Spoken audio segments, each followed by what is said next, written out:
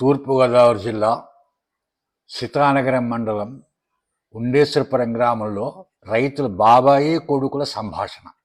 ఆ బాబాయ్ అడుగుతాడు కొడుకుని, ఏంట్రా ఈ మధ్యన కనపట్లేదు, ఎక్కడికి వెళ్ళావు అని.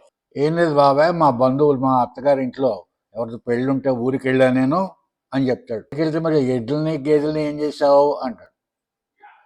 కూలి మనిషిని పెట్టాను నేను వచ్చే వరకు మేపమని. ఈ నాగలు దున్నడం కూడా బాబాయ్ మనకి వారసత్వం కింద వచ్చింది, ఇది ఇంకో పని చేయలేకపోతున్నాం.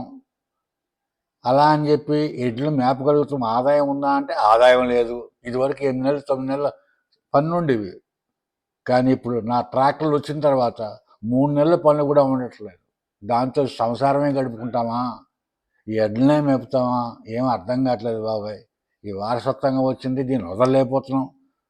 ఈ ఇంటి ముందు ఆ ఎడ్లు గేదెలు లేకపోతే నిద్రట్టదు, ఏం చేయాలో అర్థం కావట్లేదు బాబాయ్. అవునురా నిజమే, ఈ రోజుల్లో ఎడ్లను మేపడం అంత సులభమేం కాదు, చాలా ఖర్చుతో కూడుకున్నది. అదే ప్రభుత్వం వారు రైతులకు ఏదో పథకం ఇస్తున్నారు కదా, అదేంటిది అన్నదాత సుఖీభవ. అటువంటి పథకమే మన నాగలి దున్ని వాళ్ళకు కూడా నాగలి సుఖీభవ అనే పథకం ఇస్తే కొంతైనా మనకు బరువు తగ్గుతుంది.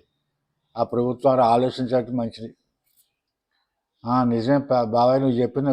కరణ్ సత్యం గారు వీడియోలు పెడతాడు కదా, యూట్యూబ్ వీడియోలు, దాంట్లో పెట్టమని చెబుదాం అని చెప్పి వాళ్ళిద్దరు మాట్లాడి వాళ్ళ బాధలు చెప్పుకుంటూ ఉంటారు. ఆ నాగలు దున్నే రైతుకి సరైన